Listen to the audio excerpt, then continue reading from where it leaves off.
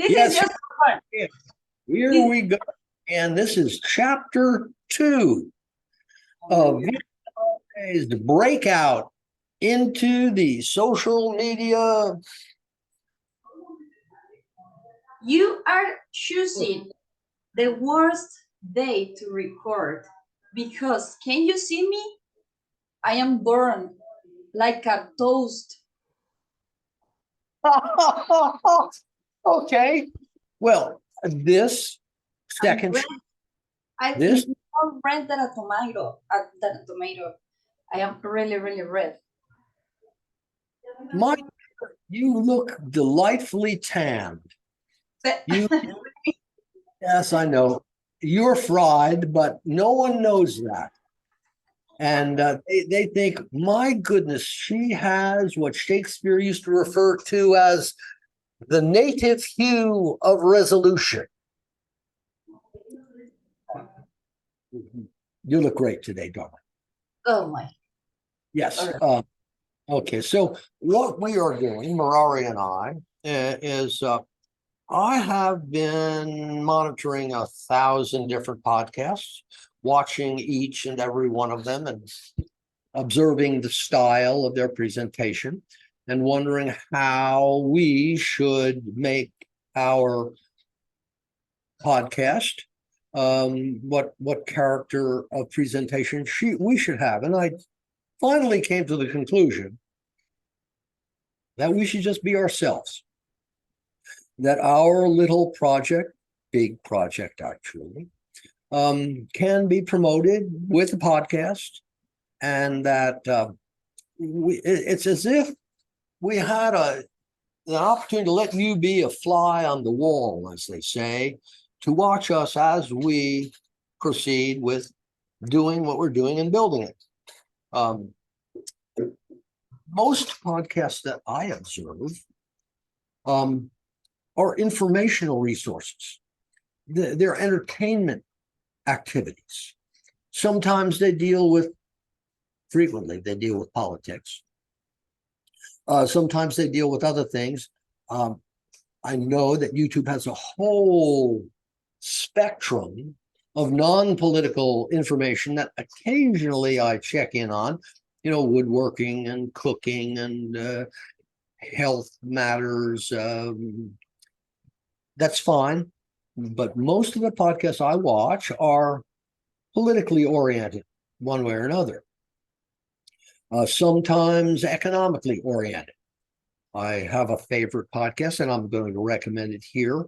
A favorite list of podcasts. I think this would be a great time to tell you where I get my information from and make a recommendation that you check in on them. There's one called the Geopolitical Economy Report, where Michael Hudson and an Indian woman whose name is Radhika Desai discuss the world's economic issues. They do a once every 2 weeks podcast. The last podcast they did today is September the 26th. Mm-hmm. They did one several days ago, and I should have been prepared. Wish I had the link, which I would then be able to say, look, it's in the link below. I think I'll put it in the link below later for you to see. They do an excellent podcast on the political matters, particularly the current issue of the war in Ukraine, which is not related to our project, but which provides me with a source of political information in an era where disinformation is abundant. I'm wondering if perhaps I'm getting off topic, but I'm just going to mention them real quickly and then move on. The Duran with Alexander Mercouris and Alex Christoforou. Judge Napolitano's, what's the name of his podcast? What? Judging Freedom. Judging Freedom, my wife off in the corner. Gail says, Judging Freedom. He does a great set of interviews with Douglas McGregor, Colonel Douglas McGregor, Scott Ritter, particularly good presentations with Alistair Crook and a variety of other very well-informed people on international affairs. And so I recommend Judge Napolitano's Judging Freedom very highly. Now, that said, where were we? This podcast is mainly, despite the fact that you might be imagine it's for an English-speaking audience, it's mainly for a Mexican and global audience. And Mirari is proficient in Spanish and helps me when I need to have translation services. And I will be tasking her as my executive assistant to take these podcasts and subject them to a new piece of software that translates them into Spanish, dubs them in Spanish for my primary audience, which is a Mexican audience.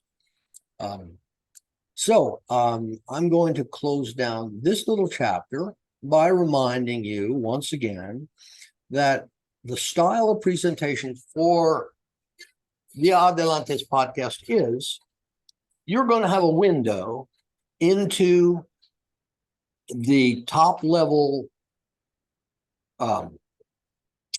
forces, the top level people, me, Jeff Davis, and Mirari Lucero Geraldo in guiding and creating this project.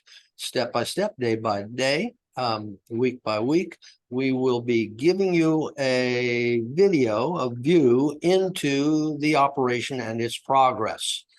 I wanted to mention, I got distracted, so I often do, that most podcasts have either an agenda, an entertainment function, or a political commentary function, informing you and entertaining you at the same time. Very few podcasts actually have an action program. There are very few of them that say, our podcast has a project which we are attempting to create, and in creating it, make a change in the world. That is not the goal of many other podcasts. Mostly they're informing or entertaining. Our podcast has that goal. It will inform you along the way and hopefully entertain you along the way. But our goal here is to reach out with our podcast to the wider audience in the world and invite them to take part, along with us, to take part in the Green Freedom Project, to develop the clean energy resources of the future that will help to remediate global warming. And the mechanism by which we will do that is to create an alternative monetary system with an alternative currency and an alternative capital market that will break away from the monopoly monetary system currently under the control of the American dollar and the American-dominated neoliberal monetary system. Up until now, that has been the only game in town.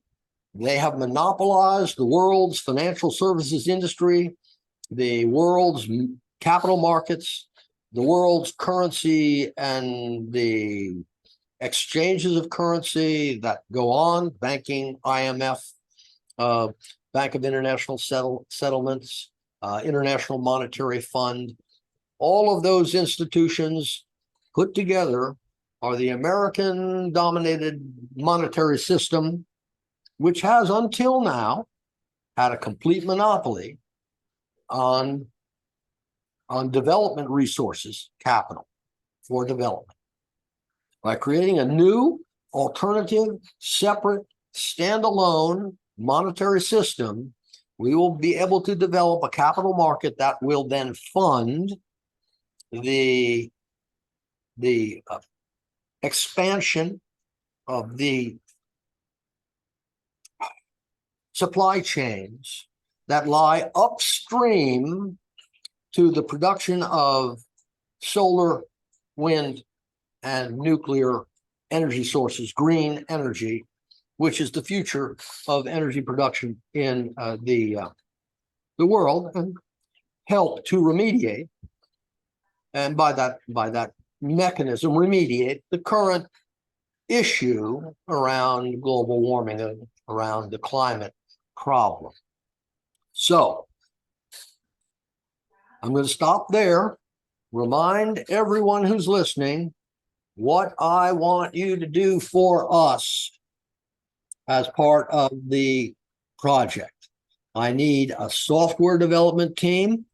Check in with via.adelante@gmail.com if you have suggestions about who or how that might take place. We need management personnel. We're going to be interviewing top-level management people, the people who will take charge of this situation in our headquarters here in Mexico and our alternative headquarters in, this is a breaking news, first announcement that we have 2 localized headquarters globally. One is here in Mexico. The other is in Cairo, Egypt, where my Egyptian partner and agent will be handling the project in that region of the world. So, but for now, contact us at via.adelante@gmail.com. If you have suggestions, desire to participate as a management person or a software development person, and finally, I would very much like to get in contact here in Mexico with either the economics minister, whose name is Marari. What's the economic minister's name? Gabriela, oh my goodness. Sorry, Gabriela. I surprised her and sprang that on. Yes.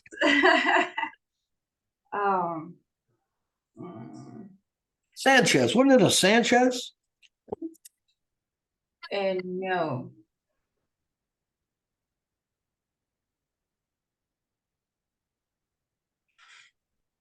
Raquel, I'm sorry. Raquel Buenrostro. One more time, clearly for my English audience who... The name of the economic minister here in Mexico is Raquel Buenrostro. Raquel Buenrostro. Yes. Okay. I'd like to speak with Raquel, since this has our Via Adelante's Green Freedom Project has a huge impact on the Mexican economic prosperity situation, which she, as the economics minister, has some substantial oversight on. And alternatively, and possibly at the very top of the list of the people that I would like to talk to, is the woman Tatiana Cloutier, former economics minister of Mexico under the newly elected, well, some years back, AMLO, Andres Manuel Lopez Obrador, otherwise known as AMLO, because Tatiana was the woman behind the man. She's the woman who got AMLO elected, working with him. She wrote the book, and the book is Juntos Hicimos Historia. Together, we made history. And I have great respect for the women behind the man, for the woman behind the man. So I haven't gotten a chance to meet her personally, but somehow I imagine that this is a remarkable woman, a remarkably talented woman. And I would like to present the Via Adelante project, the Green Freedom Project, to her for her consideration and assistance, if possible. So if you live in Mexico or anywhere on the planet, and you have an idea about how to get in contact with Madame Cloutier, I invite you to check in with Via Adelante at via.adelante@gmail.com. And I thank you very much. And I look forward to speaking with you, and I look forward very much to finally meeting Madame Tatiana Cloutier. And so that little bit of action will conclude today's chapter 2 of the Via Adelante adventure. Check in with us again. That's from me, Jeff Davis, and my lovely executive assistant, Marat Lucero Heralda. Check in with us at via.adelante@gmail.com. Have a great day. Bye-bye.